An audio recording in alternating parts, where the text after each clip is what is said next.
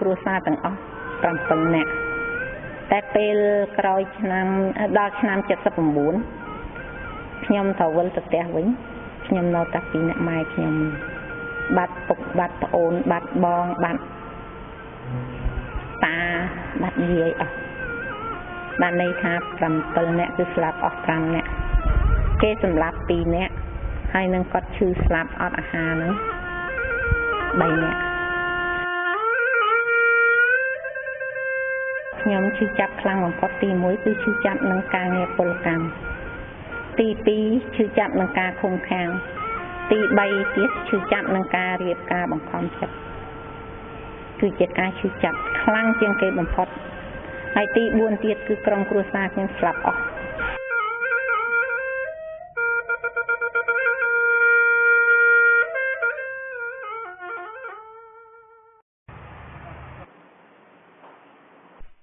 អង្គជំនុំជម្រះវិសាមញ្ញក្នុងតុលាការកម្ពុជា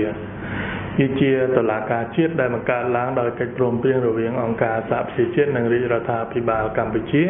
ដែលត្រូវបានបង្កើតឡើងកាលពីឆ្នាំ2006បន្ទាប់ពីធ្វើការចរចាដោយភាគីទាំងពីរនឹងអស់រយៈពេល10ឆ្នាំគឺដើម្បីធ្វើយ៉ាងណាឲ្យ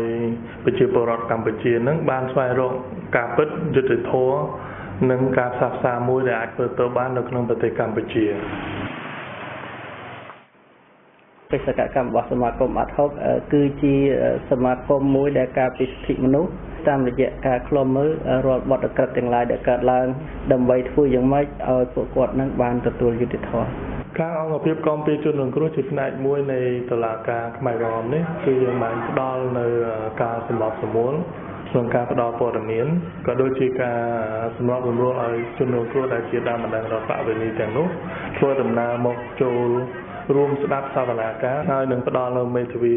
ដើម្បីគាំពារនៅក្នុងដំណើរការនៃការស្វែងរកយុត្តិធម៌នេះក៏ដូចជាទទួលបាននៅការពិគ្រោះផ្លូវចិត្តនិងរំយុត្តិធម៌តុលាការខ្មែរក្រហម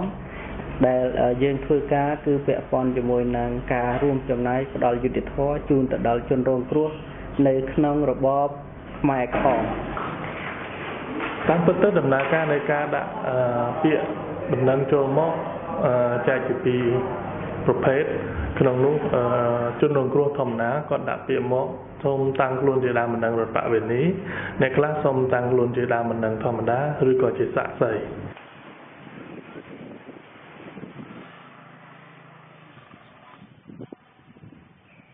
សម្រាប់និស្សិតនិងបញ្ញាជននេះគេបានដាក់ពាក្យស្លោកគេមួយហើយស្រេចថានិស្សិតនិងបញ្ញាអ្វីមួយដែលជំរុញឲ្យខ្ញុំចូលរួមធ្វើជាដើមបណ្ដឹងដើម្បីតស្ដីជាមួយ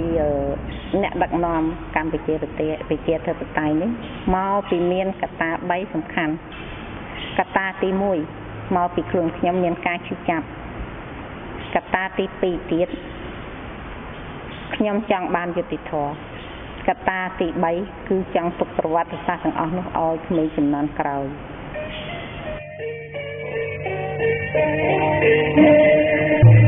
ពីមេតាចិន5ឆ្នាំស្វ័យហើយមហាជោគជ័យមានន័យសំ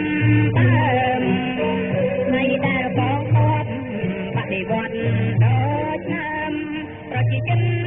អ្នកដែលបានកំពុងតែរំពឹងទុកនៅថ្ងៃណាមួយដែលគាត់រំពឹងថានឹងអាចស្វែងរកការពិតនិងយុត្តិធម៌ចំពោះផ្លេចសាឡាត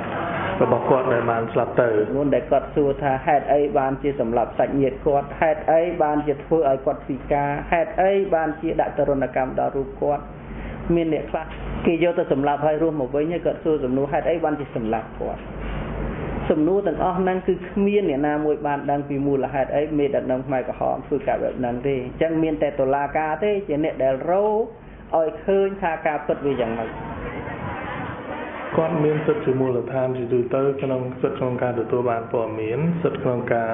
ដឹងនៅដំណើរវិវត្តទៅមុខទៀតនៃសាលាក្តីហ្នឹងសិទ្ធិទទួលបានមេធាវីដែលឥតគិតថ្លៃសិទ្ធិទទួលបានការជំនុំជម្រះមួយដោយសេរីត្រឹមត្រូវយុត្តិធម៌សិទ្ធិស្មារតីគ្នាក្នុងគូក្តីហើយនឹងសិទ្ធិមួយទៀតនោះគាត់ត្រូវទាមទារសំណងដើម្បីឲ្យជនជាប់ចោទនឹងសងនេះជាសំណងស៊ីវិលជាប្រភេទសំណងមានលក្ខណៈជានិមិត្តរូបនិងសមូហភាព ខ្ញុំពំមព័ត៌មានពីសាលាក្តីមកខ្ញុំយកដំណឹងទាំងអស់នេះមកជូនពួកគាត់ខ្ញុំនៅតែមានជំនឿចិត្តថាពួកគាត់ពិតជាយល់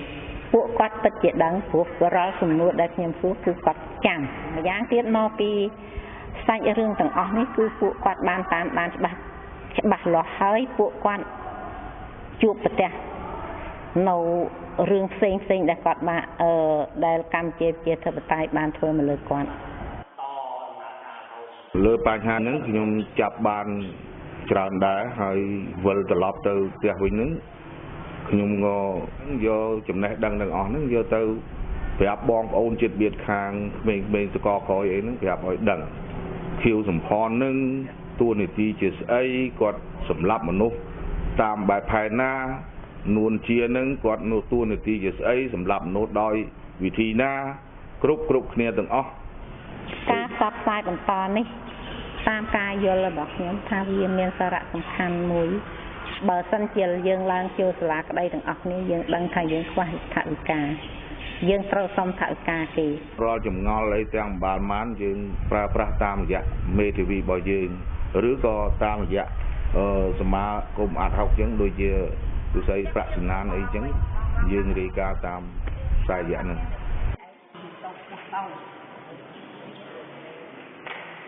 យើងជួយគាត់នៅក្នុងការប្រឹក្សាយោបល់ផ្លូវច្បាប់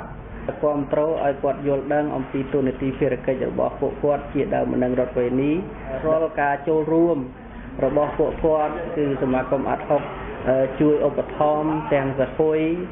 ទាំង